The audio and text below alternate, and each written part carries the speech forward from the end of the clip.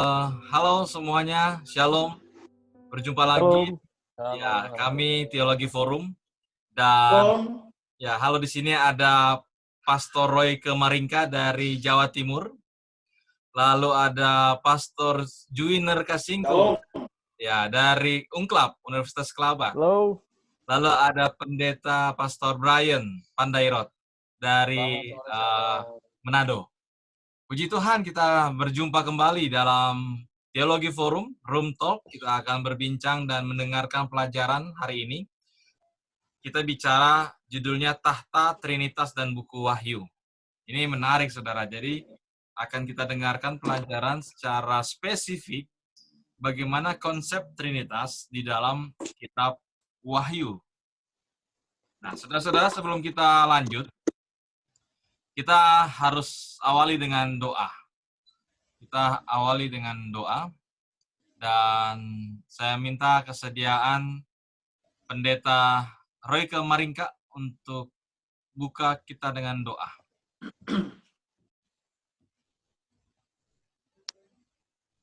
Kita berdoa. Bapa surga, puji dan mulia namamu pada saat ini. Kami akan mempelajari dan mendiskusikan firman Tuhan yang menyangkut dengan kealahan, menyangkut dengan Tuhan. Urapi kami dan urapi semua yang mendengarkan channel ini atau siaran ini. Terima kasih Bapak, biarlah kami boleh menerima berkat dari sorga. Ampun dosa kami, dalam nama Tuhan Yesus kami telah berdoa dan mengucap syukur kepadamu. Amin. Amin. Amin. Terima kasih Pendeta Roy Kemaringka. Saudaraku, bicara tentang Trinitas itu bicara hal yang sangat luas sekali. Tetapi kita percaya kita memiliki sebuah pandangan awal, percaya ada Trinitas, dan di dalam Alkitab itu pun mencatatnya secara jelas dan fakta yang kuat mengenai tiga pribadi. Dan dalam dunia kekristenan, atau mungkin spesifik saya katakan di gereja masa akhir hari ke-7, lebih mengenal dengan istilah Godhead, kealahan. Itu lebih sempurna di dalam menempatkan kata tentang Allah itu sendiri atau kealahan, konsep kealahan. Dan saudara-saudara, hari ini kita akan lihat pelajaran. Jadi Pastor Brian akan memimpin dan membawakan materinya, dan kita semua, khususnya teman-teman yang ada di sini, Pendeta Kasingku, Pendeta Maringka, boleh juga nanti memberikan pandangan pendapat-pendapatnya di dalam pelajaran kita hari ini. Baik, saudara-saudara, saatnya saya akan serahkan kepada Pendeta Brian. Waktu ini saya serahkan, Pendeta. Ya, baik. Ya, baik. Selamat sore untuk kita semua. Wah, luar biasa ini kita masih ada di sini. Selamat sore. Kita masih mendiskusikan mengenai satu topik mengenai kealahan. Oke, saya minta izin untuk share screen di sini.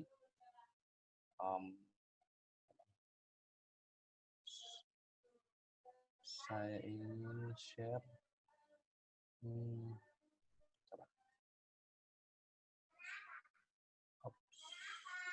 Oh ya. Oke, ya. Ini dia.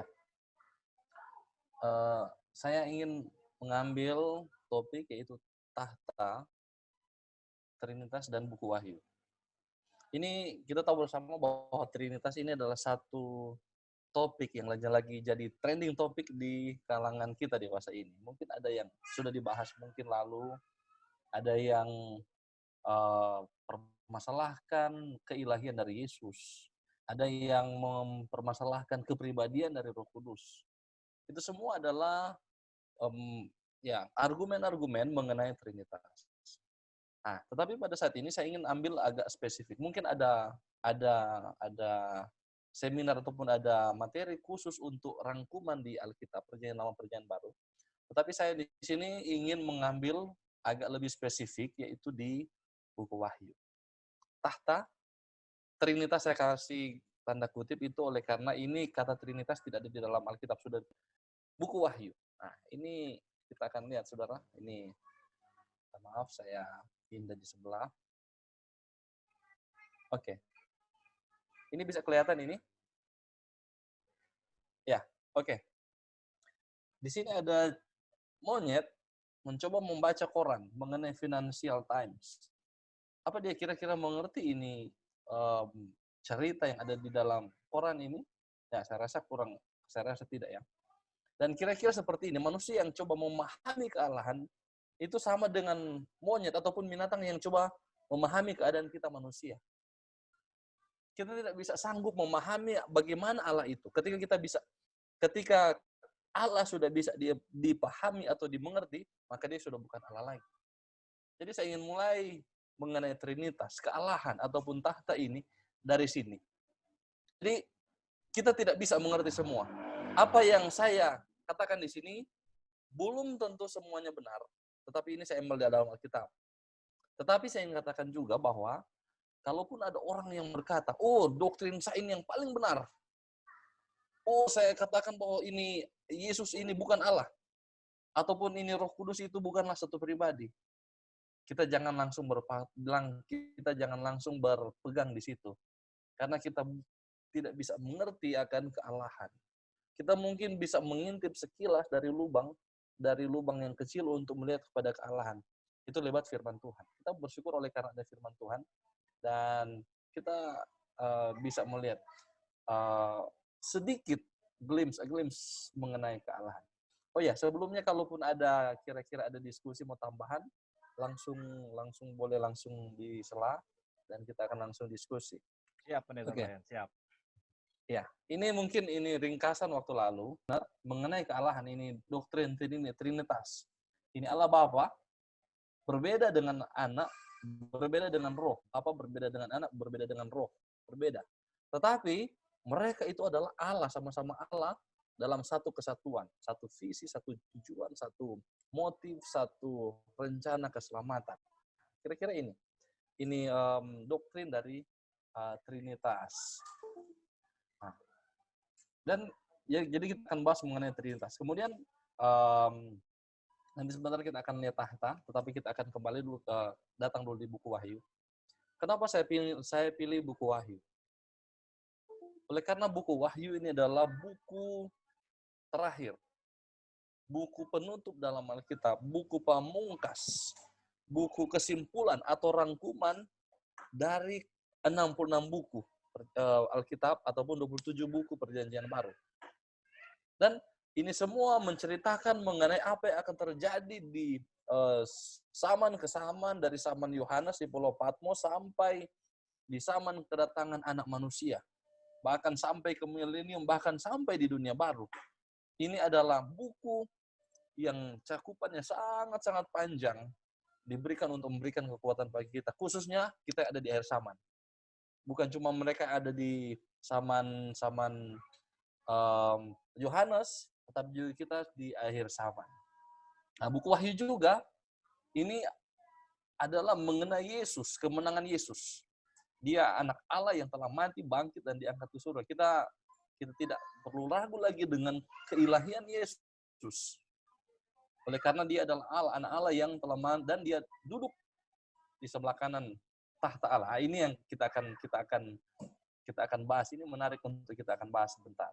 Nah, kemudian buku ini, ketika kita mempelajari buku ini, kita harus hati-hati oleh karena bahasa-bahasa di dalam buku Wahyu ini adalah bahasa-bahasa lambang, bahasa-bahasa simbol, kadang-kadang dengan bentuk-bentuk yang aneh, binatang berkepala 7 ataupun bertanduk 10, kemudian seorang yang kakinya seperti api, berapi, dan sebagainya. Jadi ketika kita mempelajari buku Wahyu, ada hal-hal tertentu yang kita harus perhatikan, kita harus lebih teliti untuk memperhatikan, ataupun kita mengerti, kita boleh tafsirkan. Nah, kemudian, saya ingin masuk di pendahuluan buku Wahyu. Inilah wahyu Yesus Kristus yang dikaruniakan Allah kepadanya, supaya ditunjukkannya kepada hamba-hambanya apa yang harus segera terjadi, dan oleh malaikat yang diutusnya, ia telah menyatakannya kepada hambanya Yohanes. Ini awal. Inilah wahyu Yesus Kristus yang digaris biru, yang dicetak biru itu. Ini adalah inti dari buku Wahyu. Wahyu ini adalah wahyu Yesus Kristus. Ketika kita berbicara mengenai wahyu Yesus Kristus, itu bisa berarti bahwa wahyu ini mengenai Yesus Kristus. Atau seperti kalau contoh buku Brian Pandeirot. Artinya buku itu milik Brian Pandeirot. Buku itu mengenai Brian Pandeirot. Buku itu dari Brian Pandeirot. Dan buku itu segala sesuatu mengenai Brian Pandeirot. Dan ini, buku Wahyu ini, ketika bicara mengenai wahyu Yesus Kristus, artinya buku Wahyu ini adalah keseluruhan mengenai Yesus Kristus. Dialah tokoh utama di dalam buku Wahyu tersebut. Dan dari kata inilah, Wahyu ini dikenal dengan kata apokalipsis, atau apokalipsis, penyingkapan, wahyu, pembukaan. Dan inilah, jadi buku Wahyu ini adalah mengenai Yesus Kristus. Dan di sini saya kasih ini untuk setiap kata Yesus Kristus, ataupun tadi kita bicara mengenai Trinitas Allah, Bapa, Anak, dan Roh Kudus. Untuk setiap anak ataupun Yesus Kristus saya kasih yang biru. Nah, kemudian kalau merah itu Bapa. Kemudian anak nanti saya kasih warna hijau. Nah, ini wahyu Yesus Kristus. Jadi intinya adalah Yesus Kristus. Nah, kemudian wahyu Yesus Kristus ini ternyata dikaruniakan atau diberikan oleh Allah. Inilah oleh Bapa. Oleh berapa? Diberikan kepada umat manusia untuk mengetahui apa yang akan terjadi. Jadi ini adalah rentetan peristiwa kesamaan mengenai apa yang akan terjadi. Nah, kemudian ini ada juga malaikat, peranan malaikat yang telah diutus. Dia berikan itu kepada Yohanes. Pendeta Brian, Ya, bagaimana? boleh ya. Jadi tadi kan bahas pendahuluan mengenai buku Wahyu, yakni yang mana bahwa Wahyu itu adalah wahyu Yesus Kristus yang dikaruniakan Allah kepada baik kepada Yohanes, baik kepada Yesus itu sendiri maupun kepada kita saat ini. Ya. Yang saya mau tanyakan, kenapa kalau memang seandainya buku Wahyu itu mudah untuk dimengerti, kenapa buku Wahyu itu banyak dengan lambang-lambang, banyak dengan simbol-simbol, sehingga kita sulit kelihatannya untuk mempelajarinya dan sulit untuk kita mengerti. Apakah ada maksud? Apakah ada maksud sehingga harus digunakan simbol atau harus digunakan lambang? Kenapa tidak langsung ditulis saja secara literal? Ya seperti itu. Nah, ini mungkin menarik. ada tambah apa? Ada jawaban? Teman-teman mungkin Bahkan. ada. Ini pertanyaan ini menarik sebenarnya. Kenapa pakai ini? Ini kalau di dalam Alkitab ini ataupun penafsiran dikenal dengan genrenya ada apokalipsis. Jadi selain Wahyu ada satu lagi, itu buku Daniel dalam perjanjian baru, perjanjian lama. Dan sama juga Daniel dan Wahyu menggunakan kata-kata ataupun lambang-lambang yang aneh-aneh, yang kadang di luar nalar ataupun sering di luar nalar kita. Angka-angka yang agak aneh-aneh. Nah, sekarang kenapa? Apakah sengaja digunakan seperti itu?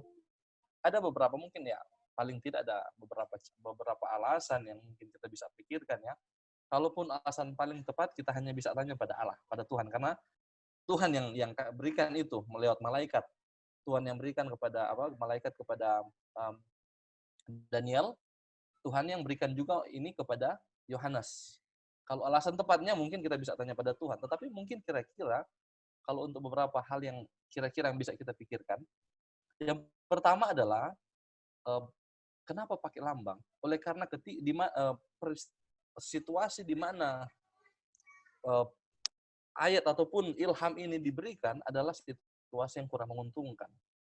Pada waktu Daniel di zaman kerajaan, ketika dia berada di pembuangan, dia tidak bisa langsung dengan bahasa yang bisa dimengerti. Nah, demikian juga dengan Yohanes. Dia berada di Pulau Patmos, dia sementara menjadi tawanan di sana. Dia sudah digoreng tapi tidak mati, kemudian dia dibuang ke Pulau Patmos. Nah, kenapa? Oleh karena pertama mungkin keuntungan dari umat-umat Tuhan. Jadi ketika itu ditulis dalam bahasa yang berbentuk aneh, itu juga untuk melindungi akan orang yang membawakannya. Mungkin sekarang kalau di militer itu kan ada sandi-sandi. Ada khusus sandi-sandi yang hanya bisa diketahui oleh orang-orang yang mempelajari itu. Di militer ataupun kalau mungkin di negara ada sandi negara. Supaya mungkin orang lain tidak ketahui, tetapi umat-umat Tuhan bisa mengetahui itu. Itu mungkin kira-kira yang pertama yang kita bisa pikirkan. Kemudian yang kedua adalah tetap sama untuk menguatkan umat Tuhan. Menguatkan umat Tuhan. Jadi umat Tuhan walaupun di zaman krisis, di zaman pembuangan di Babylon, ataupun di zaman pembuangan di Pulau Patmos, mereka tetap boleh setia. Oleh karena apa? Mereka boleh melihat akan Allah di sana. Melihat akan anak manusia yang berpakaian putih. Bahkan sampai Yohanes ataupun Daniel sempat jatuh pingsan oleh karena melihat akan peristiwa yang luar biasa itu. Tetapi mereka dikuatkan di dalam kondisi yang dalam tanda kutip ditawan. Nah, kemudian yang ketiga, oleh karena kedua buku ini adalah bicara mengenai sejarah umat manusia di abad yang sangat panjang, di masa yang akan datang. Dan ada sebagian di Daniel yang sudah diberitakan. Raja negeri Babylon, kemudian Media Persia, Yunani sudah ada. Tetapi ada yang sengaja ditutup supaya memang orang tidak bisa mengerti sampai nanti di akhir zaman akan terbuka. Seperti ini. Itu sengaja memang mungkin Allah sengaja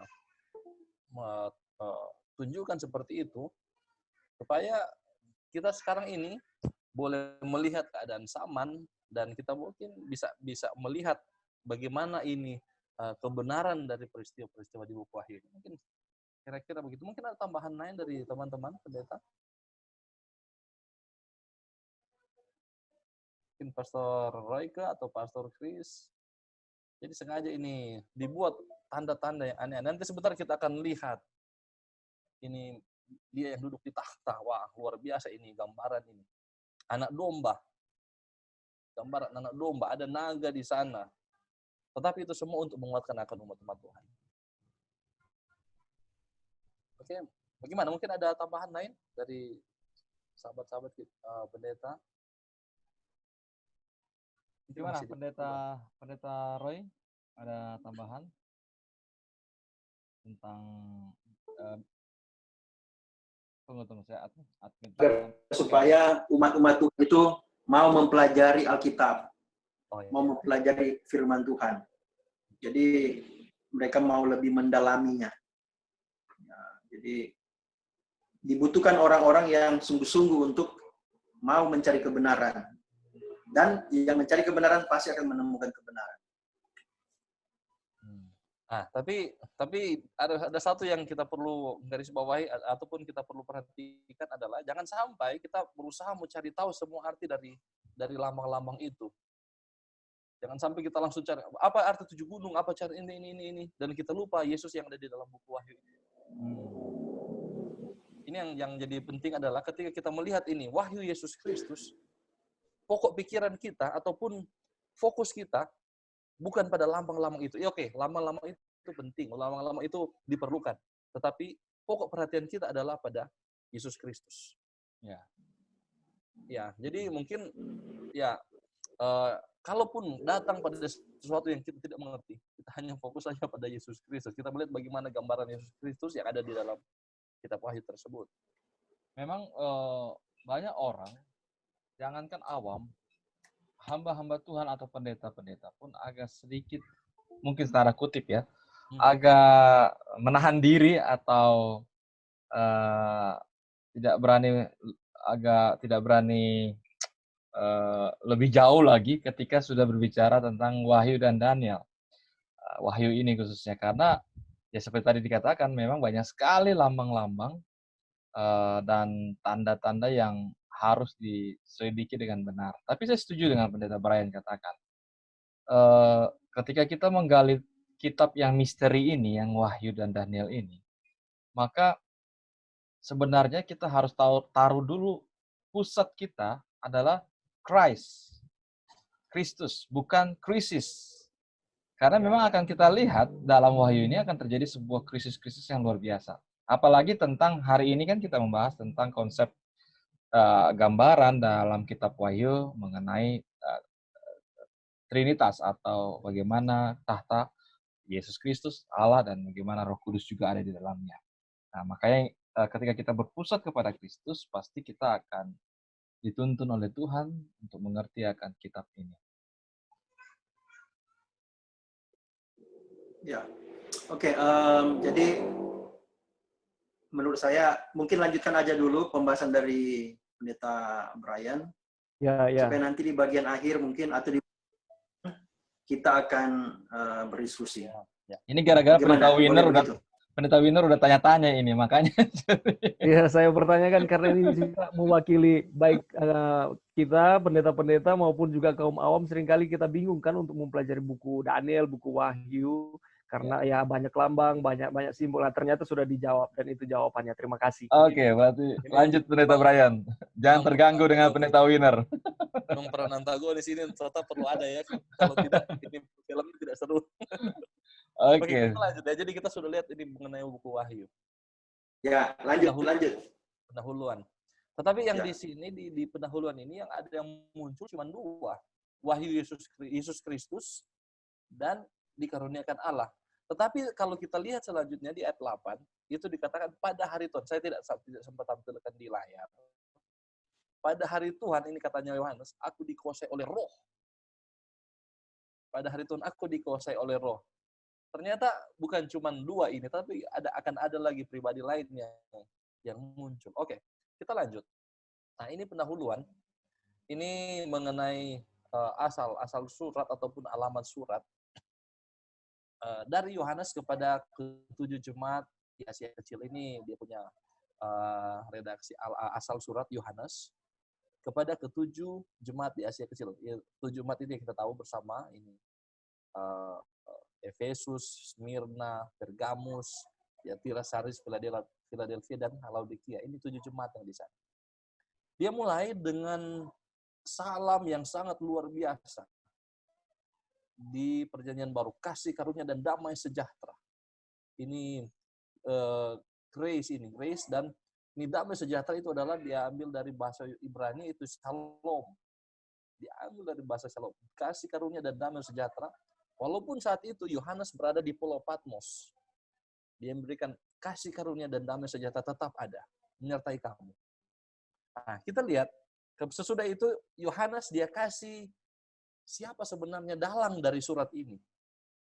Siapa penulis sebenarnya? Biasanya kalau ini ada penulis utama. Kalau mungkin kalau di surat ya ada yang pengetik, ada yang memang yang membuat surat, yang bertanda tangan. Nah, di sini ada dia kasih. Dari dia yang ada dan yang sudah ada dan yang akan datang, dan dari ketujuh roh Allah yang ada di tahtanya, dan dari Yesus Kristus, saksi yang setia, yang pertama bangkit dari antara orang mati dan yang berkuasa atas raja-raja di bumi. Dari awal kitab ini sudah diperkenalkan siapa yang menulis, siapa yang bertanda tangan di surat ini. Ada tiga pribadi di sini, ada tiga pribadi yang berbeda. Dikatakan dari dia atau dari seseorang yang ada, yang sudah ada dan yang akan datang. Kemudian ada yang kedua adalah dari ketujuh roh Allah. Apakah roh Allah itu adalah majemuk, ada banyak atau cuma satu? Kita akan lihat sebentar. Kemudian dari Yesus Kristus. Cuma ini yang jelas dari Yesus Kristus, saksi yang setia, yang pertama bangkit dari antara orang mati dan yang berkuasa atas raja-raja di bumi. Tapi tanpa kita perlu mempelajari lebih dalam, kita sudah tahu kalau yang warna merah ini, yang ada, yang sudah ada, dan yang akan datang, itu pasti Allah Bapa. Itu pasti Bapa. Dia yang punya kekuasaan yang mutlak. Dia yang sudah ada sebelum Abraham. Dia yang menciptakan dunia. Dari dialah ini.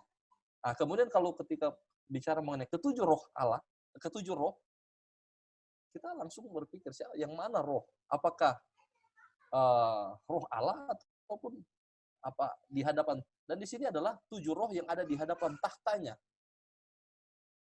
Nanti kita akan lihat ini mengenai tahta. Makanya saya hubungkan dengan tahta. 7 roh yang ada di hadapan tahta siapa? Tahta Bapa. 7 roh yang ada di hadapan tahta Bapa. Artinya apa? Di tahta itu ada, nanti sebentar kita akan lihat ini mengenai keadaan dari ruangan tahta di surga. Yesus Kristus kita tahu saksi yang setia. Oke, kita lanjut. Inilah yang tadi yang kita sudah lihat di awal mengenai Bapa, Anak, dan Roh.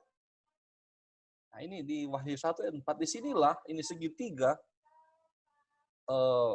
dalam tanda kutip Trinitas.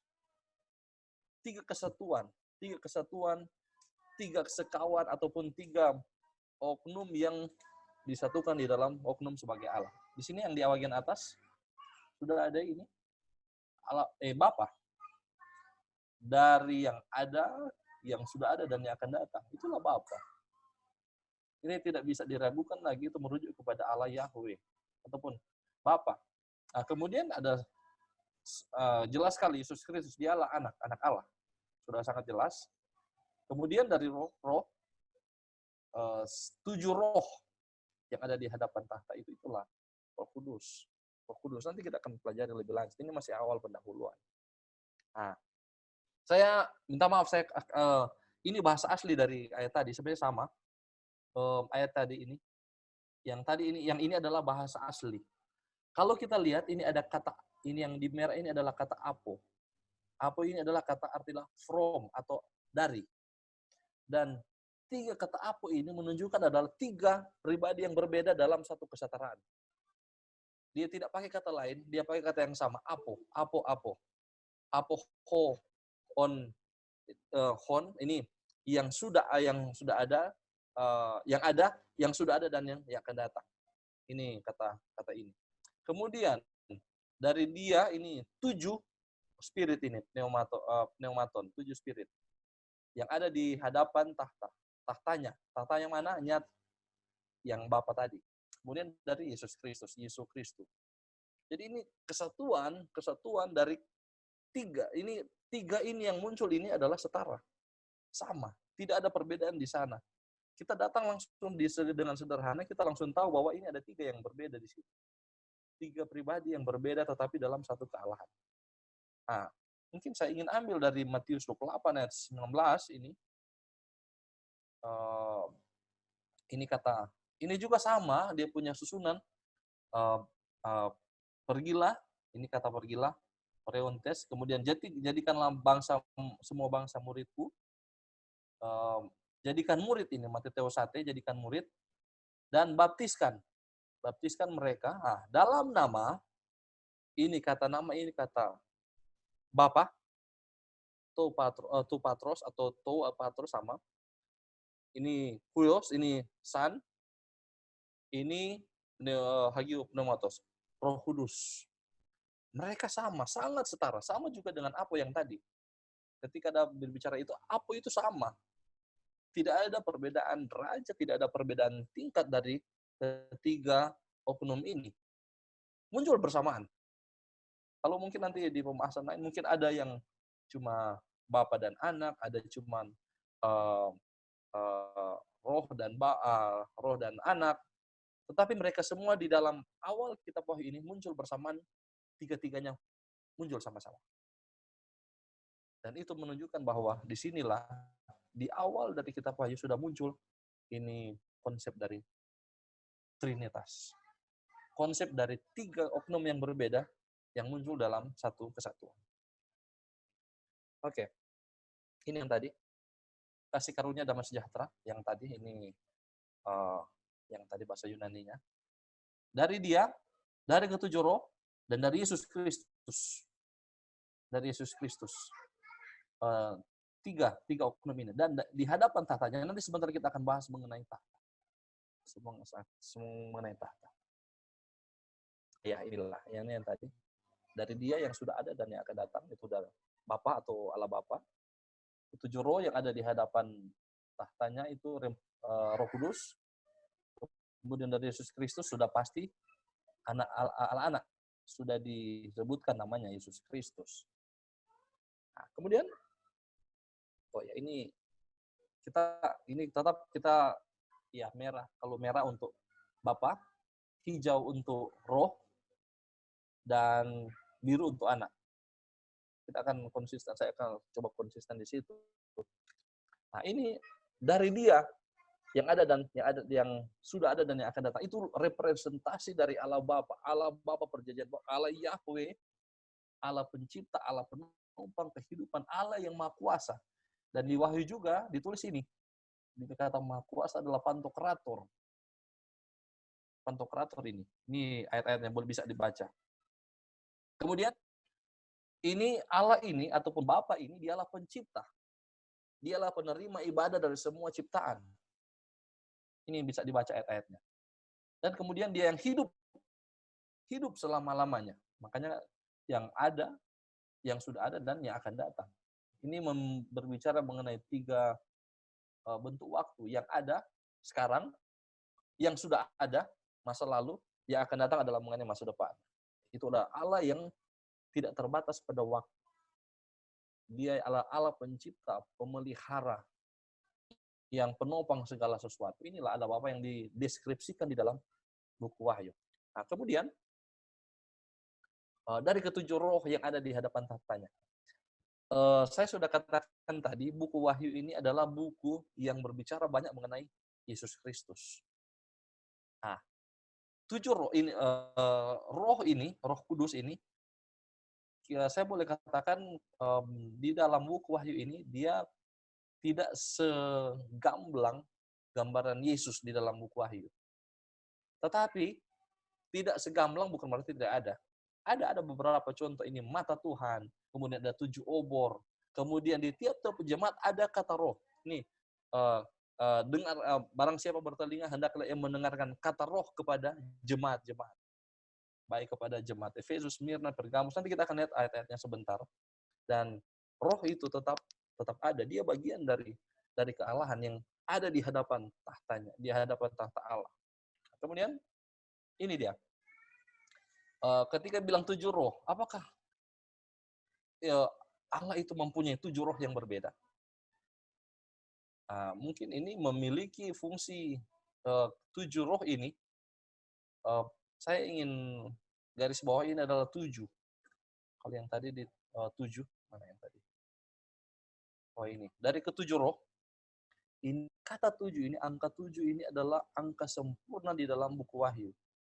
Ada banyak sekali kata 7 yang bisa kita temukan di dalam buku Wahyu. 7 jemaat, 7 materai, 7 sangkakala, 7 malapetaka atau 7 kutub, dan 7 roh. 7 roh. Dan angka 7 ini melambangkan satu kesempurnaan. Ini mungkin agak kita bukan katakan kemajuan, tetapi adalah kesempurnaan.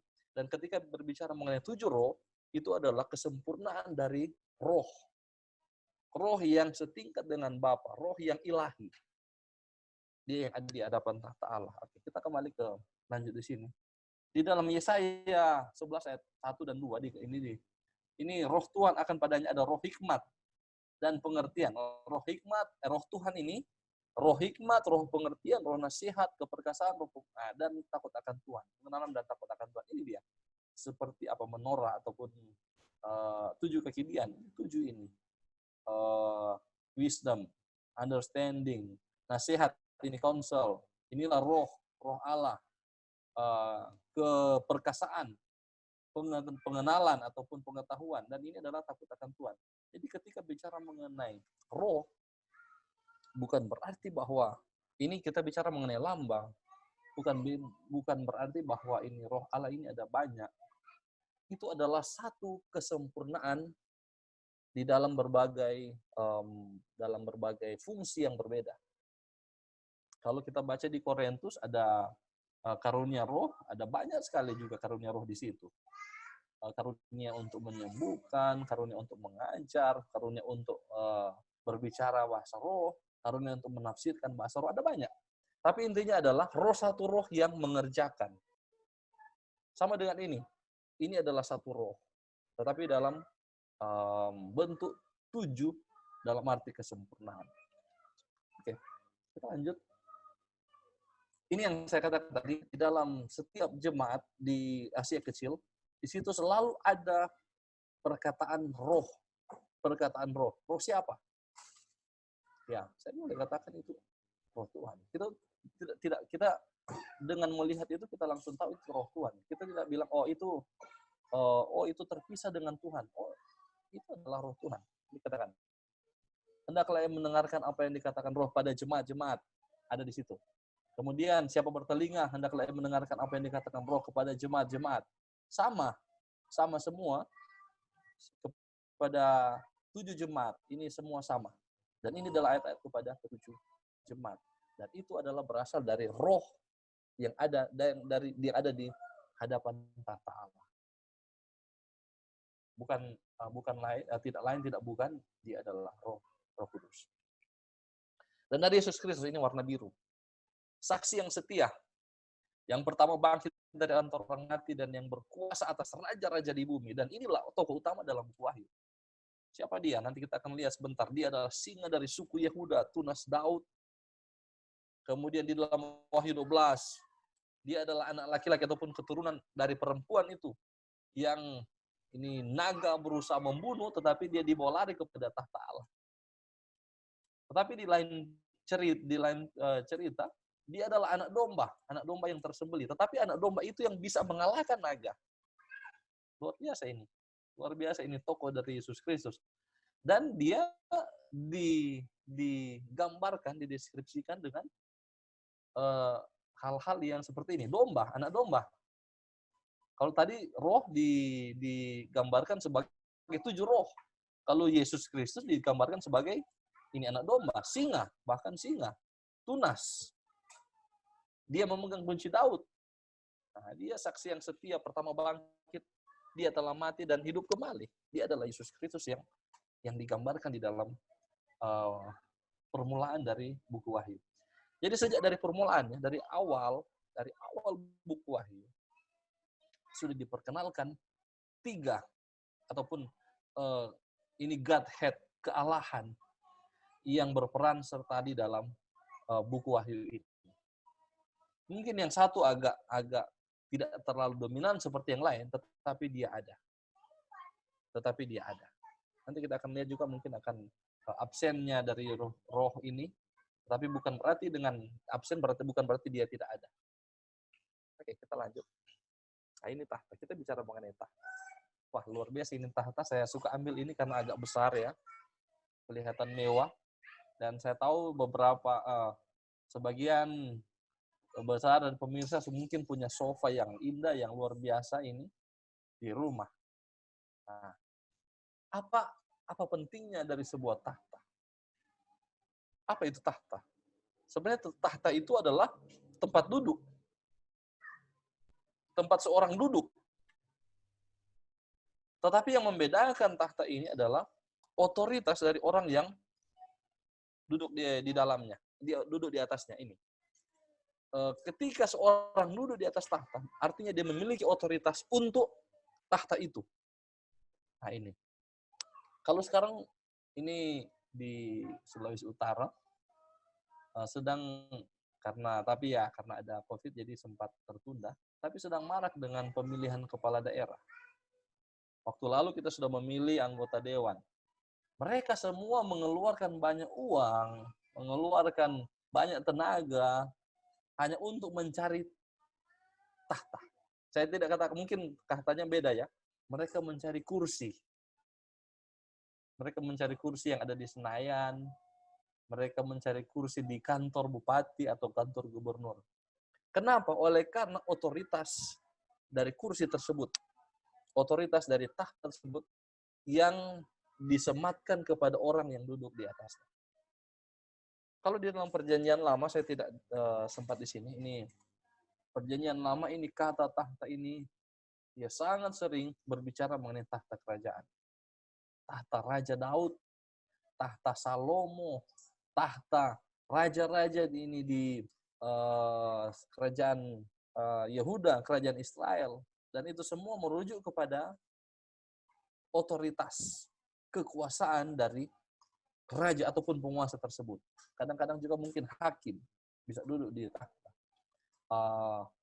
Di Perjanjian Lama juga sering tahta ini diasosiasikan dengan Allah Bapa. Tetapi di dalam Perjanjian Lama tidak sejelas dengan Perjanjian Baru mengenai Roh Kudus dan Allah Anak atau Yesus. Tetapi ketika bicara tahta, itu tahta adalah tahta Allah. Nah, ini tahta ini melambangkan otoritas. Ini melambangkan pemerintahan. Orang yang duduk di atasnya bisa memerintah. Umat-umat Tuhan juga bisa memerintah ketika duduk di atas tahta. Tapi walaupun dia punya porsi yang berbeda. Penghakiman, bisa menghakimi. Kekuasaan yang tidak terbatas. Kemudian ada penyembahan, ada pemujaan. Ini yang menarik. Oleh karena ini penyembahan dan pemujaan ini sesuatu yang sangat dirindukan ataupun diimpikan orang. Kalau teori Maslow, aktualisasi diri itu berada pada puncak piramid ataupun piramid dari kebutuhan seseorang. Ketika semua terpenuhi, dia mencari akan kekuasaan, penyembahan, ataupun aktualisasi diri. Dirinya boleh diakui oleh orang lain. Dan pemujaan sama ini. Ketika orang berada di atas tahta, dia dapatkan kekuasaan, penyembahan, dan pemujaan. Di saat yang sama juga dia memiliki kuasa yang tidak terbatas. Kita akan melihat ini tahta yang utama di dalam buku Wahyu. Nah, ini Wahyu 3, 21 dan 22. Yesus menjanjikan tahta bagi mereka yang menang. Ayat 3:21. Barang siapa menang, ia akan kedudukan bersama-sama dengan aku di atas tahtaku. Sebagaimana aku pun telah menang dan duduk bersama-sama dengan Bapa-Nya. Artinya apa? Yesus menjanjikan tahta untuk mereka yang menang. Ayat 22, siapa bertelinga hendaknya mendengarkan apa yang dikatakan Roh kepada jemaat-jemaat. Nah, ini yang menarik yang di garis saya kasih merah, tahtaku. Pertanyaan, ketika kita menang, apakah kita akan duduk satu tahta dengan Yesus di tahta yang sama, atau kita akan duduk di tahta milik Yesus atau tahta yang berbeda? Ketika berbicara tahtaku, itu bisa jadi dua pengertian ya. Artinya ketika Yesus berkata, ia akan duduk bersama-sama dengan aku di tahtaku. Artinya, Yesus duduk di atas tahta, dan kita juga sama-sama duduk dengan Yesus di tahta yang sama. Tahta milik Yesus, tahta yang sama. Atau, kita akan duduk di tahta milik Yesus, tetapi tahtanya berbeda. Kira-kira yang mana? Yang lebih masuk akal, yang lebih masuk di dalam teks ini. Apakah kita akan duduk bersama-sama dengan tahta Yesus? Apakah kita akan menerima semua penghormatan, kemuliaan, kemegahan yang Yesus telah dapatkan setelah ia menebus manusia? Oh, tidak mungkin. Itu sangat tidak mungkin kita duduk ini. Sangat tidak mungkin kita duduk satu tahta dengan Yesus. Tetapi yang lebih mungkin adalah kita duduk di atas tahta milik Yesus, tetapi tahtanya berbeda. Ini ada orang yang sering bilang bahwa ini Yesus punya tahta, Yesus mau kasih pada kita, kemudian Yesus punya tahta lain bersama dengan Bapa. Jadi ketika bicara mengenai kita akan duduk di tahta Yesus, ya kita akan duduk di tahta milik Yesus, ini tahtaku. Tahta milik Yesus, tetapi bukan tahta yang sama dengan Yesus. Kemudian di tahta Bapakku, sebagaimana aku pun telah menang dan duduk bersama-sama dengan Bapakku di atas tahtanya. Ini tahtanya ini, tahtanya atau tahta Bapakku. Apakah Yesus duduk di duduk berdampingan dengan tahta Bapa? Nanti kita akan lihat Yesus duduk di sebelah kanan tahta Allah. Apakah Yesus duduk berdampingan dengan tahta Bapa di sebelah kanan? Jadi ada tahta Allah, kemudian Yesus duduk di sebelah kanan. Yesus punya tahta satu yang di sebelah kanan tahta Bapa. Atau Yesus dan Bapa duduk berdampingan dalam satu tahta.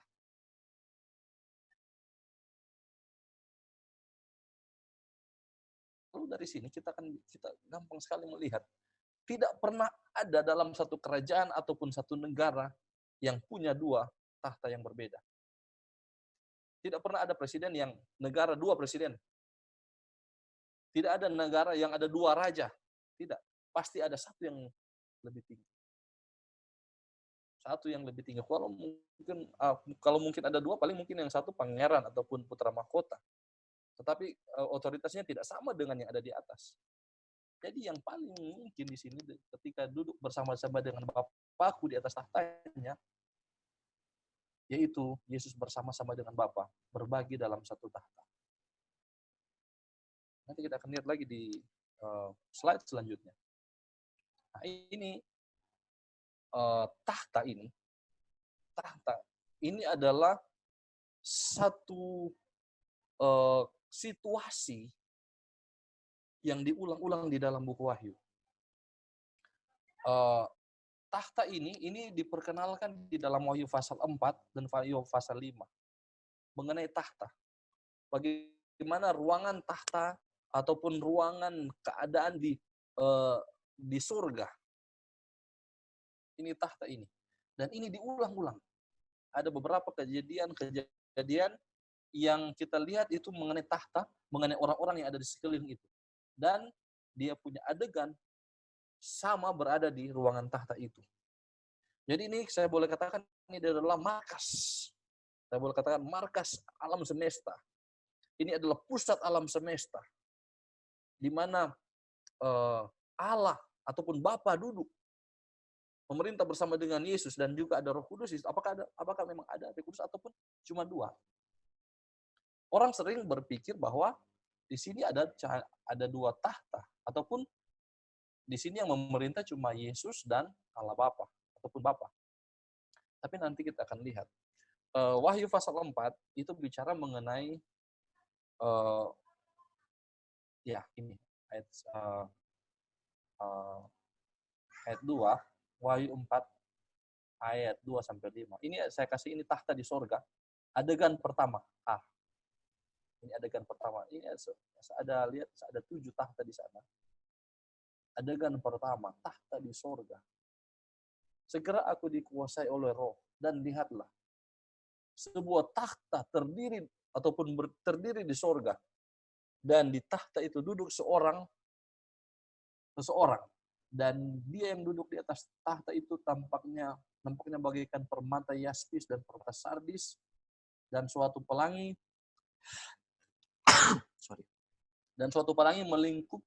melingkungi tahta itu gilang gemilang bagaikan samrut rupanya. Di atas tahta itu yang tadi duduk anak manusia, duduk Allah Bapa. Duduk dia yang sudah ada, yang sudah ada dan yang akan datang. Duduk penguasa alam semesta. Di sini dikatakan ini seorang bagaikan permata yaspis, permata sardis, pelangi. Pelangi ini adalah gambaran dari Allah Bapa, gambaran dari Bapa. Kemudian Yohanes juga melihat bahwa ada tahta-tahta kecil. Jadi di sini ada tahta besar, ini tahta besar. Tapi di sekeliling itu ada tahta-tahta kecil. Yang di sekeliling itu ada duduk masing-masing tahta diduduki oleh satu orang tua-tua. Ada 24 total keseluruhan tahta dan yang duduk adalah 24 tua-tua. Dan ini sering sekali diulang. Sering sekali diulang di dalam buku Wahyu. Sering sekali diulang di dalam buku Wahyu. Tahta dan 24 tua-tua. Tahta dan 24 tua-tua. Saya tidak akan bahas banyak mengenai 24 tua-tua. Kemudian juga di tahta itu, di sekeliling tahta itu ada 4 makhluk. Di sini ada seperti singa, seperti lembu, seperti anak manusia, dan seperti elang. Mereka ada di sekeliling tahta itu, dan setiap saat mereka berseru, Kudus, kuduslah Tuhan. Kudus, kudus, 3 kali. Kudus, kuduslah Tuhan. Dan pernyataan seperti ini juga referensinya ada di dalam Yesaya pasal 6. Ketika serafim Mereka berada di sekeliling takhta Allah. Ada 6 sayap, 2 tutup muka, 2 tutup kaki, 2 pakai terbang. Dan mereka berkata, kudus, kuduslah Tuhan. Dan ini adalah satu adegan penyembahan yang luar biasa. Adegan penyembahan yang luar biasa. Nah, dan dari takhta itu ayat 5, dari takhta itu keluar kilat dan bunyi guruh yang menderu. Dan 7 obor menyala-nyala di hadapan takhta itu. Itulah ke-7 roh Allah. Ada orang mungkin berkata ini cuma Allah punya roh. Ini Allah punya roh yang dalam wujud seperti obor. Tetapi di sini, ini guru yang menderu itu berasal dari takhta dan kilat. Ini juga obor. Itu ada di takhta itu. Ini. Itu obor ini, 7 obor ini adalah bagian dari takhta itu. Dia bukan bagian dari 24 takhta di samping ini, tetapi dia adalah bagian dari takhta utama dari penguasa alam semesta. Siapa dia? Di sini katakan, itulah ke-7 roh Allah. Masih ingat ayat tadi di dalam Wahyu pasal 1 ayat 4 tadi? Ke-7 roh Allah. Saya ingin kembali tadi di ayat yang tadi. Minta maaf, saudara. Nah, ini. Dari ke-7 roh Allah.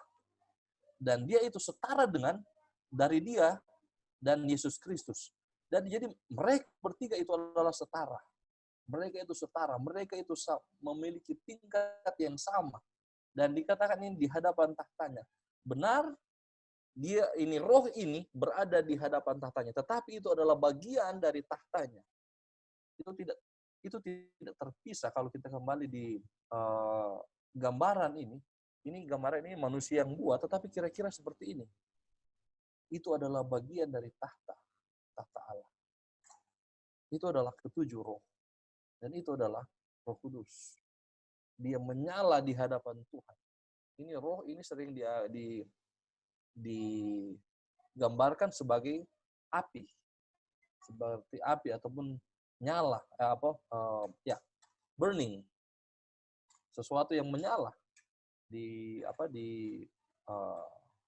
buku Kisah itu seperti lidah-lidah api. Dan itulah adalah roh. Itu adalah obor yang menyala yang ada di hadapan tahta Allah. Nah, kita lanjut. Ini di Wahyu 4 ayat 2-5 ya. Kita sudah lihat ini. Ini adalah tahta di sorga. Adegan yang pertama, bagian A. Nah, kemudian setelah Yohanes melihat ini pemujaan yang luar biasa di tahta itu, malah 4 makhluk mengangkat pujian. 24 tua melemparkan mahkota mereka kepada yang ada duduk di atas tahta itu. Muncul satu penglihatan yang lain. Ini di pasal sebelumnya, tetapi ini adalah satu peristiwa yang berangkaian.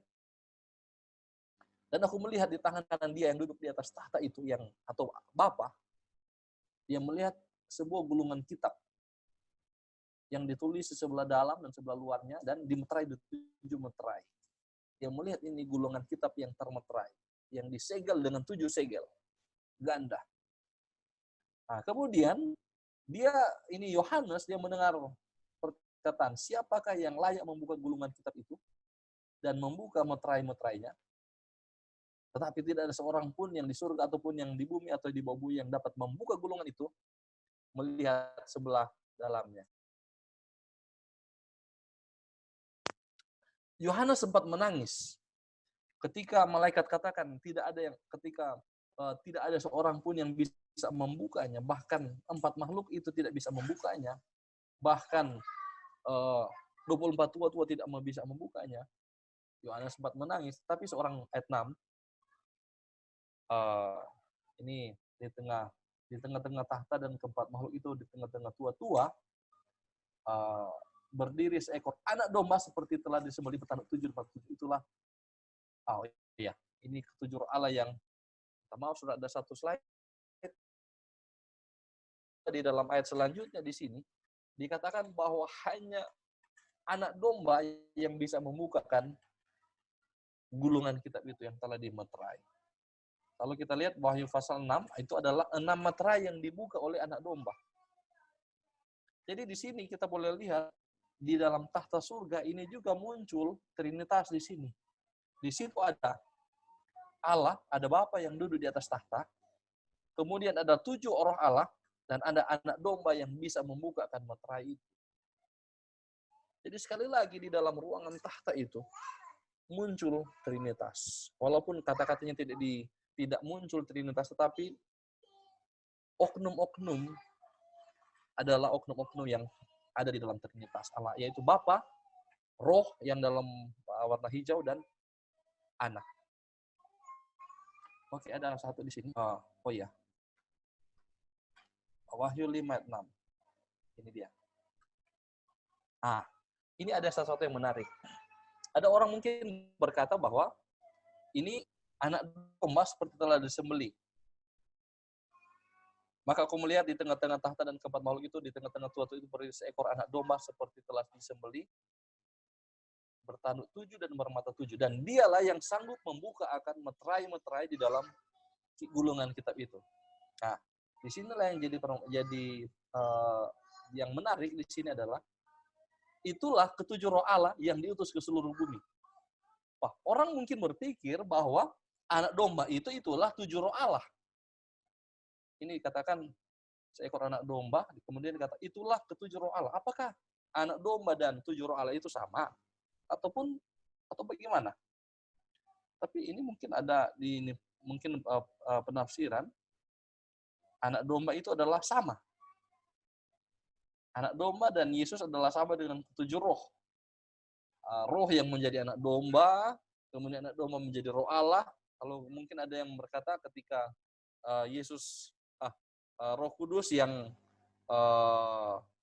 datang pada Maria, kemudian Maria mengandung, dia menjadi Yesus. Kemudian setelah Yesus diangkat ke surga, datang Roh Allah. Oh, itu sama. Tapi sepertinya ini berbeda. Anak domba atau Yesus adalah berbeda dengan ketujuh roh Allah yang telah tersembelih. Mereka adalah pribadi yang berbeda tetapi satu kesatuan. Buktinya adalah di sini. Seekor anak domba seperti telah disembelih, bertanduk 7 dan bermata 7. Itulah ketujuh roh Allah yang diutus ke seluruh bumi. Anak domba bukan roh. Tetapi mata 7 ataupun tanduk 7 ini itu adalah roh Allah. Mereka adalah oknum yang berbeda. Dia ada bersama dengan Yesus. Dia berada bersama dengan anak domba, tetapi dia berbeda. Dia punya fungsi yang berbeda. Kita boleh lihat di ruangan tahta tadi, yang di sini, kalau Bapa, dia duduk. Sementara roh, dia berada di hadapan tahta itu. Dia tidak duduk, tetapi dia ada bagian dari tahta itu. Sama dengan ini juga, dia adalah bagian dari Yesus. Nah, dia berbeda. Intinya adalah ini anak domba ini berbeda dengan roh Allah. Ketika bicara 7 roh Allah, tadi sudah saya jelaskan bahwa ini bukan berarti Allah punya 7 roh, bukan. Artinya adalah bahwa kesempurnaan dari roh, kesempurnaan dari Allah roh. Oke, kita lanjut. Ini adegan kedua dari tahta di surga. Tadi adegan pertama di Wahyu pasal 4 dan 5. Ini adalah adegan kedua. Ketika akan membuka 7 sangkakala, minta maaf ini Wahyu pasal 7. Nah, lalu aku melihat ketujuh malaikat berdiri di hadapan Allah dan pada mereka diberikan 7 sangkakala. Maka datanglah seorang malaikat lain yang berdiri di dekat mezbah dengan sebuah pedupaan emas dan kepadanya diberikan banyak kemenyan untuk dipersembahkannya bersama-sama dengan doa semua orang kudus di atas mezbah emas di hadapan tahta itu. Ini ada tahta di sini. Di hadapan tahta ini. Kita tahu peristiwanya terjadi di tahta yang tadi. Nah, kemudian naiklah asap kemenyan bersama-sama dengan 2 orang-orang kudus itu dari tangan malaikat itu ke hadapan Allah. Naik di sana. Tetapi yang menarik di sini adalah ini doa orang-orang kudus itu dipersembahkan di hadapan tahta itu. Itu doa orang-orang kudus itu ada hubungan juga dengan Roh Kudus. Roh Kudus yang bisa memberikan inspirasi atau ilham kepada kita ketika kita berdoa. Lalu malaikat itu mengambil pedupan itu mengisi ini. Pembukaan dari 7 sangkakala, permulaan dari 7 sangkakala. Kemudian adegan ketiga, ketika sangkakala akan ditutup, muncul lagi adegan tahta. Lalu malaikat ketujuh melihat sangkakalanya ini. Terdengarlah suara-suara yang nyaring di sorga, katanya, pemerintahan atas sudah dipegang oleh Tuhan kita, dan dia yang diurapinya, dan dia akan memerintah sebagai raja sampai selama-lamanya. Ini pemerintahan dipegang oleh Tuhan kita dan dia yang diurapinya, Yesus. Apakah Roh tidak ada? Saudara, kadang-kadang ketika sesuatu tidak muncul atau tidak ditulis, bukan berarti bahwa dia tidak ada. Saya kasih contoh di sini, kami berempat. Ada saya, ada Pastor Chris, ada Pastor Winner, ada Pastor Roy. Pastor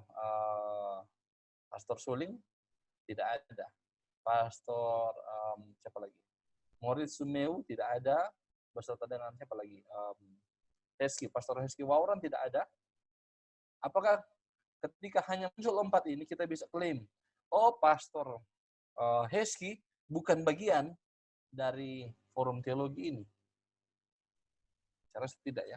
Mungkin mereka punya ada kebutuhan. Jadi kita tidak bisa klaim. Ketika itu tidak muncul, tidak bisa kita klaim bahwa itu tidak ada. Di sini dikatakan ini dipegang oleh memang ada Allah, ada Bapa di sini, ada Tuhan kita, ada diurapinya ada Yesus. Bukan berarti Roh Kudus itu tidak ada. Oleh karena apa? Di awal dari Wahyu sudah disebutkan bahwa ada Roh. Ada Roh. Nah, kemudian ke-24 tua-tua duduk di hadapan Allah dan tahta mereka tersungkur menyembah Allah. Inilah adegan di hadapan tahta. Ketika tua-tua mereka mendengar akan 4 makhluk mengangkat pujian, mereka tersungkur menyembah Allah. Dan inilah yang akan kita lakukan ketika kita berada di surga. Ini penutupan 7 sangkakala. Kemudian lanjut. Tahta di surga 144.000 dan orang tidak terhitung banyaknya. Yohanes melihat sebelumnya di ayat 1 sampai 8 adalah mengenai 144.000 orang. Orang-orang yang telah dimeterai dari suku-suku Israel. Dan dia melihat 12.000 dari tiap suku. Totalnya 144.000. Ayat 9 dia melihat satu kelompok yang lain, sekumpulan orang besar yang banyak, tidak terhitung banyaknya, yang berdiri di hadapan tahta dan di hadapan anak domba. Ketika kita akan diselamatkan, kita diangkat ke surga, kita akan berdiri di hadapan tahta Raja segala raja. Kita akan berdiri di hadapan anak domba. Bagaimana dengan Roh? Saya sudah katakan tadi, ketika itu tidak ditulis, bukan berarti dia tidak ada. Saya sudah katakan bahwa ini adalah mengenai anak domba. Fokusnya adalah anak domba. Di hadapan tahta, di hadapan anak domba. Umat-umat tebusan itu memakai jubah putih dan memegang daun-daun palem di tangan mereka. Mereka katakan keselamatan bagi Allah kami yang duduk di atas tahta dan bagi anak domba. Nah, lihat di sini ayat 11. Semua malaikat berdiri mengelilingi tahta dan tua-tua dan keempat makhluk itu. Mereka tersungkur di hadapan tahta itu dan menyembah Allah. Ini adalah setelah umat tebusan diangkat ke surga. Tua-tua, 24 tua-tua beserta 4 makhluk. Mereka kembali tersungkur memuji Tuhan. Berkata, amin, puji-pujian dan kemuliaan dan hikmat dan syukur. Dan hormat dan kekuasaan dan kekuatan bagi Allah kita sampai selama-lamanya. Lihat ini. Puji-pujian, kemuliaan, hormat, syukur. Kekuatan. Itu semua hanya bagi mereka yang duduk di tahta. Saya kembali tadi di tahta itu. Di tahta itu ada 3 yang di situ, yaitu Allah Bapa, dia yang duduk. Kemudian ada 7 obor ataupun roh, 7 roh di sekeliling tahta itu. Kemudian ada anak domba yang duduk di sebelah kanan. Di satu tahta tetapi sharing atau berbagi tahta di sebelah kanan dari Allah Bapa. Dan ketika diselamatkan, umat-umat tebusan yang tidak terhitung banyaknya akan berada di hadapan tahta itu. Ada satu yang berbeda di sini. Mengenai umat-umat tebusan, di Wahyu 14 ini juga berbicara mengenai 144.000 orang. Ketika orang-orang diselamatkan, ini Yohanes mendengar suara bagaikan desau air bah. Ini suara itu seperti pemain-pemain kecapi yang memetik kecapi. Nah, mereka menyanyikan suatu nyanyian baru di hadapan tahta dan di depan keempat makhluk dan tua-tua itu. Sama, jadi ini tetap tahta tadi, kemudian dan 4 makhluk tadi, ada 4 makhluk, dan ada 24 tua-tua. Dan tidak seorang pun yang dapat mempelajari 1.000 orang yang telah ditebus dari bumi itu. Kata ini di hadapan tahta, ini bahasa Yunaninya, enopion to trono atau trono. Kata ini muncul dalam bentuk singular ataupun tunggal. Ini di hadapan tahta. Jadi di sini tidak ada bukti bahwa ada 2 tahta di surga, tidak. Artinya di tahta utama. Ada juga saya suka katakan tadi ada 24 tahta dari 24 tua-tua. Tetapi untuk tahta utama tidak ada 2 tahta, hanya ada 1 tahta. Kata di sini yang muncul adalah trono ini muncul dalam bentuk singular, artinya telah berbagi tahta dengan Yesus Kristus. Dan di sekeliling tahta itu ataupun di bagian depan dari tahta itu juga ada Roh Allah. Saya sudah katakan tadi. Jadi tidak ada bukti bahwa 2 tahta di dalam buku Wahyu ataupun di dalam ruangan tahta di surga, tidak, cuma ada 1 tahta. Nah, kemudian ketika datang di Wahyu 19, di situ adalah cerita mengenai nyanyian kemenangan. Babel sudah rubuh. Babel sudah rubuh. Kemudian sudah hancur. Disinilah aku mendengar suara yang menyaring dari himpunan besar dan orang banyak di surga, katanya, haleluya, keselamatan dan kemuliaan dan kekuasaan adalah pada Allah kita ini. Pujian, keselamatan, kemuliaan dan kekuasaan. Sebab benar dan adil segala penghakimannya. Kembali lagi ini kata penghakiman untuk mereka yang duduk di tahta. Karena ialah yang telah menghakimi pelacur besar itu dan merusakkan bumi dengan percabulannya, dan dia yang telah membalaskan darah hamba-hambanya atas pelacur itu. Penghakiman. Kemudian mereka berseru lagi, haleluya. Ayat 4. Dan ke-24 tua-tua dan keempat makhluk itu tersungkur kembali menyembah dia, menyembah Allah yang duduk di atas tahta itu. Mereka berkata, amin, haleluya. Mereka menyembah akan kembali ini tahta itu. Ketika berbicara tahta, saya sudah katakan berulang kali, ketika bicara tahta itu adalah terdiri dari Bapa, Roh, dan Anak.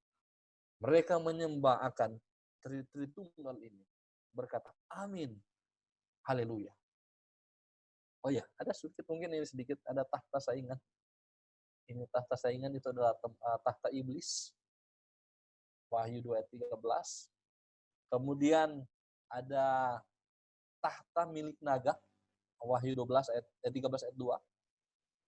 Ini tahta milik naga dan dia berikan tahtanya kepada binatang dari dalam laut. Dia berikan kekuasaan kepada binatang yang dari dalam laut.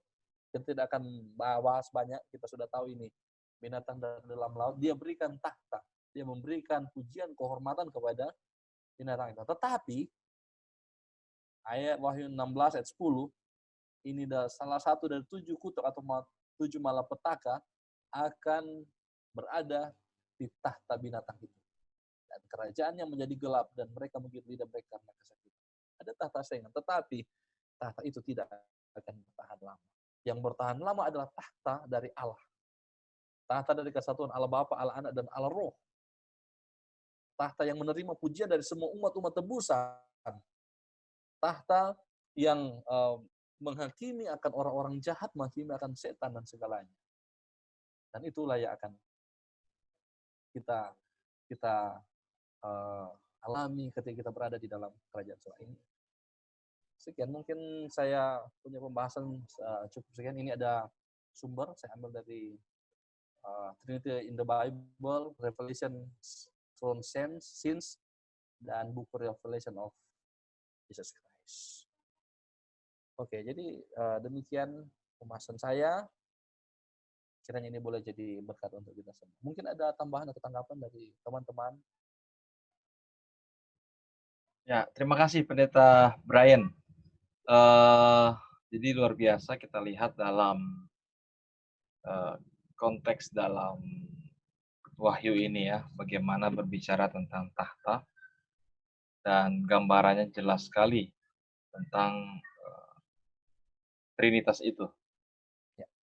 Dan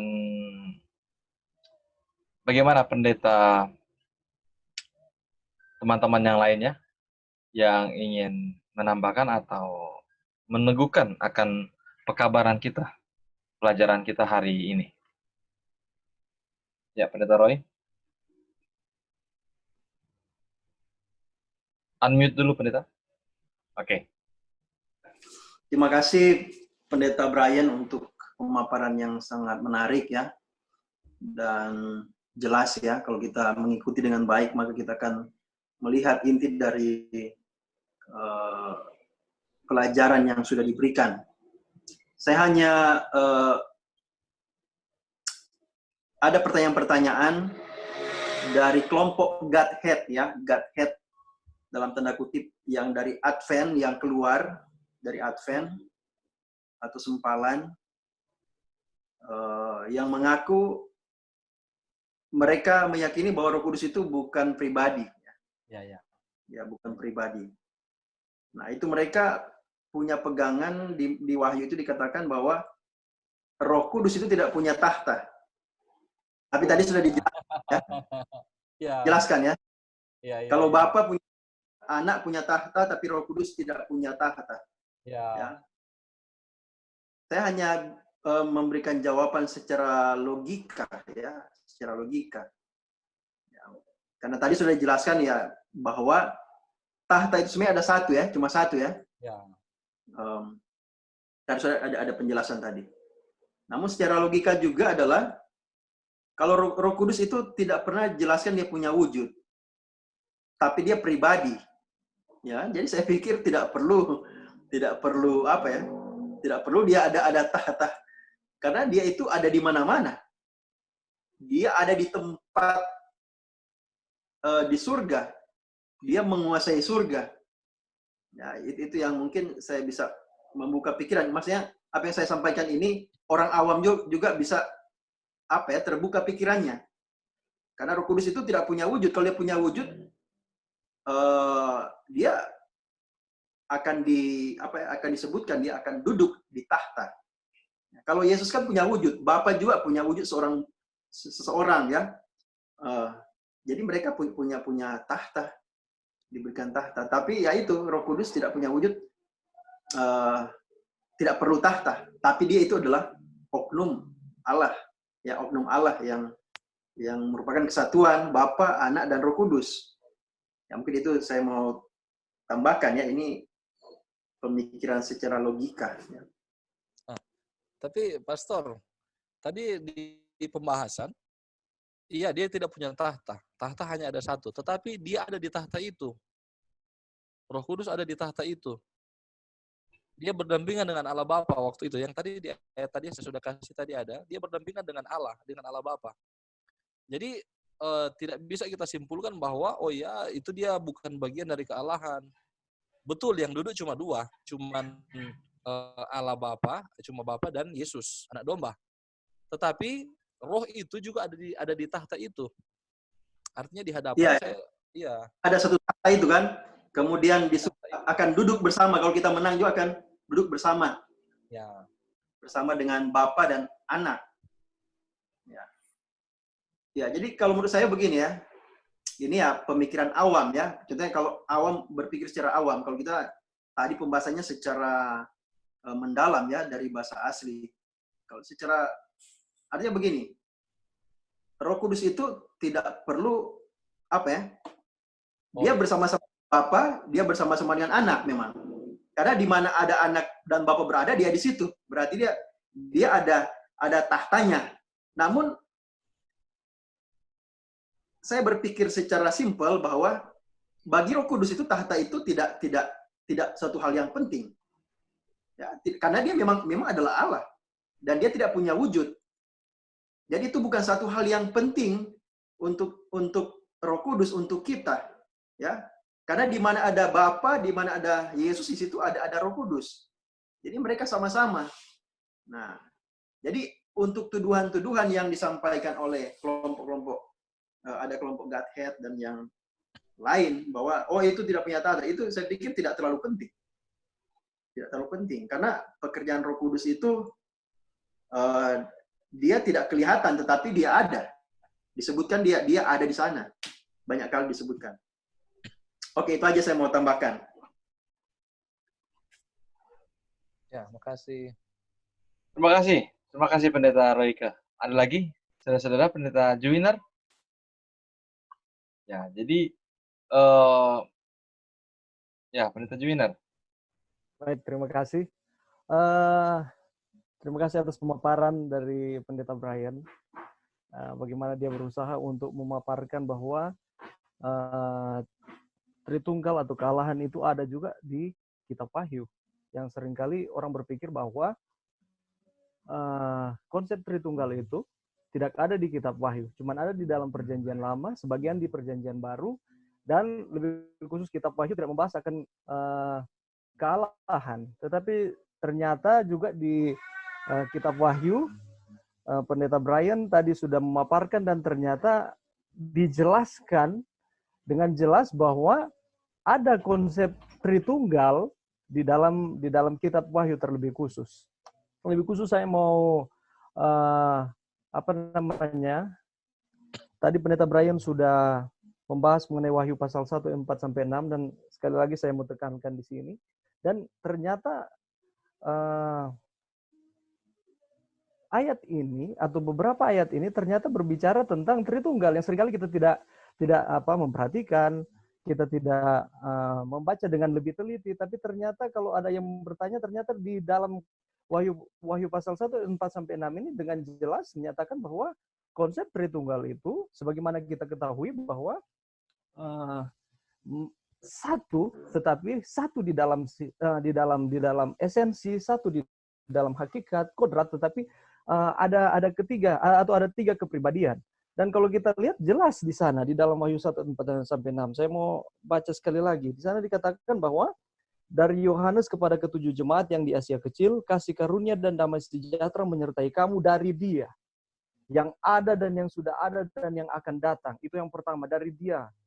Dan yang kedua, dari ketujuh roh yang tadi Pendeta Brian sudah jelaskan itu, terima kasih banyak. Ketujuh roh tadi saya berpikir apakah ada 7 roh, ternyata ketujuh roh itu adalah kesempurnaan dari roh tersebut. Dan itu adalah Roh Kudus yang kita ketahui bersama, yang kita tahu, yang kita percayai bahwa Roh Kudus merupakan bagian dalam Allah. Dia merupakan pribadi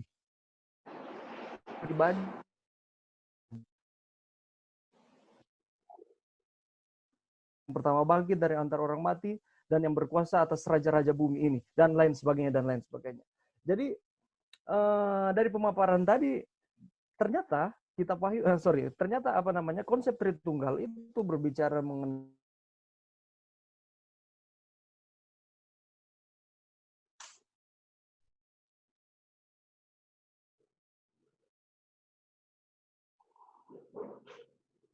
sudah dijelaskan sejak bahkan pada pembukaan dari Kitab Wahyu ini. Jadi memang tidak dengan eksplisit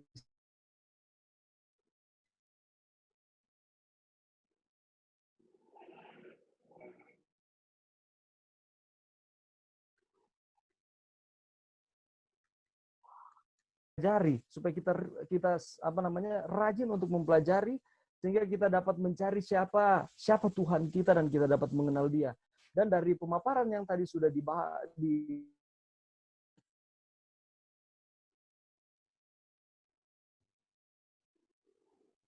konsep Tritunggal dalam tanda kutip, karena banyak orang mengatakan Tritunggal itu merupakan buatan manusia, tetapi memang istilah itu dipakai untuk menggambarkan mengenai siapa Allah itu, bagaimana Allah itu adalah kata atau term dari manusia yang berusaha untuk mendefinisikan Allah yang tidak terbatas, yang di kita manusia yang terbatas.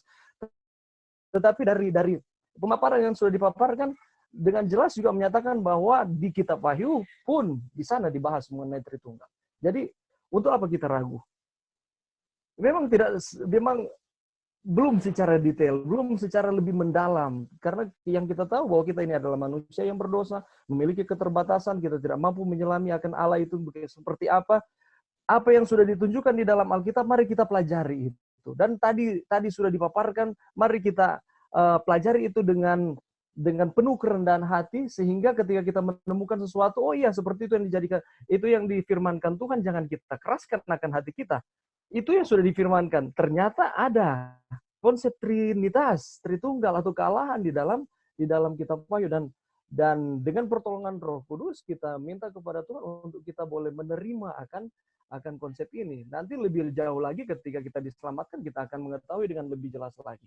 Tetapi dari pembahasan tadi sudah memberikan satu penerangan bagi saya secara pribadi bahwa ternyata konsep Trinitas itu baik di dalam Perjanjian Lama maupun di dalam Perjanjian Baru, terlebih khusus di kitab Wahyu, dan menekankan bahwa Allah kita esa, Allah kita satu, tetapi di dalam suatu kesatuan itu ada 3 pribadi, ada 3 oknum, yakni Bapa, Anak, dan Roh Kudus secara sempurna. Itu kan dikatakan seperti itu, 7 roh atau 7 kesempurnaan dari roh atau Roh Kudus itu sendiri. Jadi terima kasih Pendeta Brian atas pemaparannya. Terima kasih. Baik, terima kasih saudara-saudara. Jadi tidak terasa kita sudah mengikuti pelajaran pada hari ini tentang bagaimana melihat konsep secara alkitabiah tentang Trinitas, khususnya di dalam kitab Wahyu dengan bahasa atau tentang tahta itu sendiri. Jadi terima kasih Pendeta Brian atas waktu dan kesempatannya. Dan kepada Pendeta, ada tambahan terakhir? Memang ini cuman spesifik, cuma salah satu bagian kecil yang kita sorot, yang kita semua sorot lewat, yaitu buku Wahyu.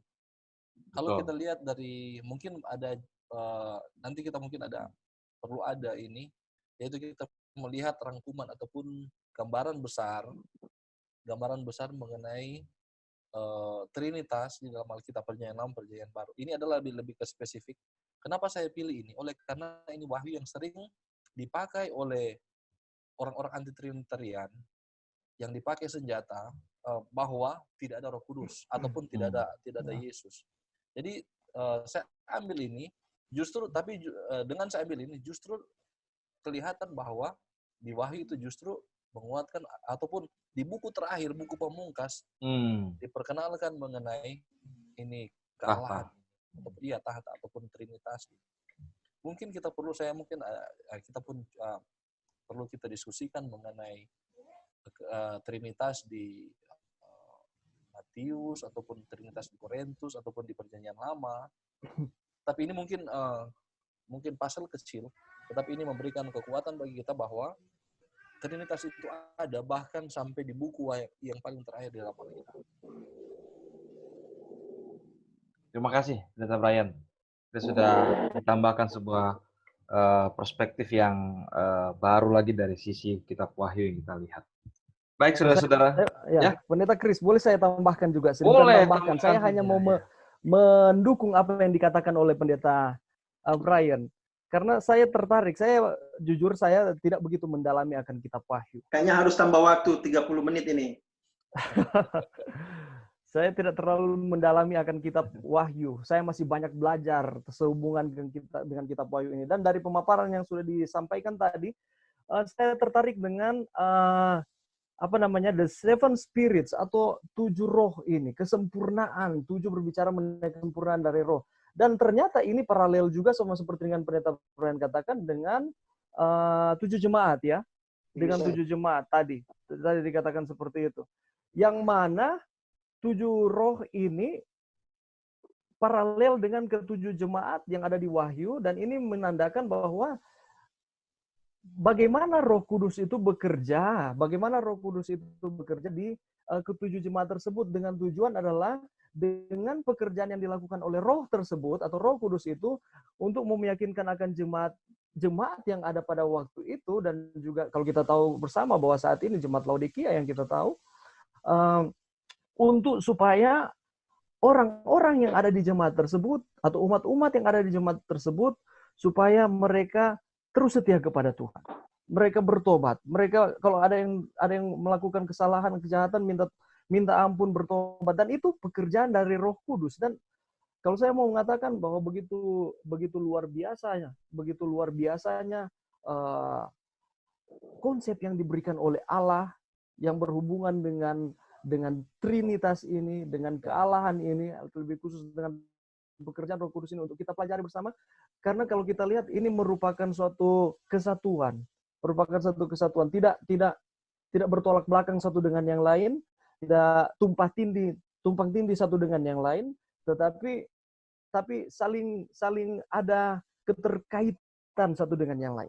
Jadi saya mau katakan seperti itu. Terima kasih banyak oleh karena sudah menjelaskannya tadi, dan iya saya juga berpikir iya benar seperti itu. Jadi menjelaskan akan ketujuh roh atau roh, kesempurnaan dari roh tersebut diparalelkan dengan ke-7 jemaat, pekerjaan dari Roh Kudus kepada 7 jemaat, dan begitu luar biasanya usaha dari Allah untuk memberikan jalan kepada kita untuk mempertahankan akan keselamatan bagi kita, bagi umat-umat manusia. Jadi seperti itu. Mantap. Berikut dari Trinitas, kita bahas Trinitas dari Kisah Para Rasul. Ya, bagaimana Pendeta Brian atau Pendeta Juwiner nanti? Kita mau dengar ini ya. Karena di Kisah Para Rasul itu Roh Kudus sangat dominan sekali di sana. Ya. Nah, kita tarik untuk melihat di sana. Iya, pastinya. Oke, kita akan itu belajar aja sih bersama. Kalau di Wahyu kan sudah kita lihat Roh Kudus pastinya. Kita lihat Wahyu tadi seolah-olah ada satu batu kemudian dipahat, lalu muncullah ini Trinitas ini. Artinya ada tiga hal yang kita bisa lihat dari satu batu yang dipahat. Nah, jadi apa yang dikupas oleh Pendeta Brian ini luar biasa. Dari satu hal kita belum bisa lihat apa-apa, tapi ketika dibahas itu muncul seperti ada bentuk yang memang jelas. Jadi ini luar biasa ya, walaupun kita sudah pendeta beberapa tahun, tapi ini suatu hal yang sangat bermanfaat. Ya. Oke, terima kasih pendeta. Ya, terima kasih. Baik, terima kasih. Wah, memang kalau kita mau bicara tentang Trinitas ini, wah luar biasa, sangat panjang dan luas sekali akan kebesaran Tuhan ini ya.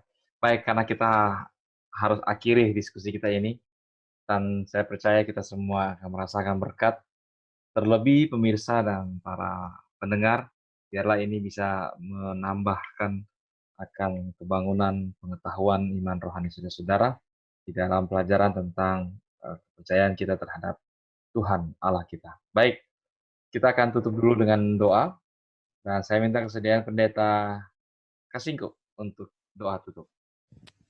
Oke, mari. Apakah terdengar suara saya, teman-teman sekalian? Halo? Terdengar, Pendeta, terdengar. Langsung bicara saja ya. Oke, mari kita satu dalam doa. Kami datang kepadamu ya Tuhan Allah kami yang di sorga. Begitu luar biasanya Engkau, sumber pengetahuan dan juga berkat bagi kami masing-masing. Kami berterima kasih oleh karena kesempatan yang indah kami boleh mendiskusikan akan Tuhan. boleh mendiskusikan akan kebesaran-Mu lewat pelajaran yang kami sudah pelajari bersama. Kami berterima kasih oleh karena Allah turut aktif bekerja untuk keselamatan kami. Allah berperan di dalam setiap aspek kehidupan kami dan Allah tidak pernah meninggalkan kami. Kami berterima kasih atas pelajaran yang kami sudah dapatkan dan kiranya ini dapat menjadi firman bagi kami maupun bagi saudara-saudara kami yang mendengarkan untuk kami boleh lebih setia kepada Tuhan. Kami boleh menyembah Allah, kami dapat dengan penuh kerendahan hati kami boleh menerima bahwa Allah selalu bersama dan Allah tidak akan pernah meninggalkan hamba-hamba-Mu yang terus setia kepadamu. Kami akan meneruskan akan kegiatan kami, kiranya Tuhan akan terus sertai, Tuhan akan terus berkati kami. Terima kasih Tuhan, ini doa kami, di dalam nama Yesus kami berdoa. Amin. Amin. Baik. Amin. Terima kasih Pendeta Juwiner, dan sampai di sini saudara-saudaraku para pemirsa, saudara bisa mendengarkan pelajaran ini dari podcast atau Spotify dengan nama Obrolan Santai Berarti, dan kita juga bisa, saudara-saudara juga bisa mendengarkan dari atau melihat, menyaksikan melalui YouTube channel dengan channel Teologi Forum, dan saudara bisa subscribe dan share dan like. Lalu, jika ada pertanyaan di deskripsi di YouTube channel, ada email, saudara bisa kirim email di forumteol@gmail.com. Baiklah, sampai di sini pertemuan kita semuanya. Terima kasih teman-teman, sahabat-sahabat, pendeta-pendeta, Pendeta Kasingku, Pendeta Maringka, Pendeta Pandairot, atas partisipasinya. Kiranya Tuhan memberkati kita semua. Terima kasih, Tuhan berkati. Tuhan berkati.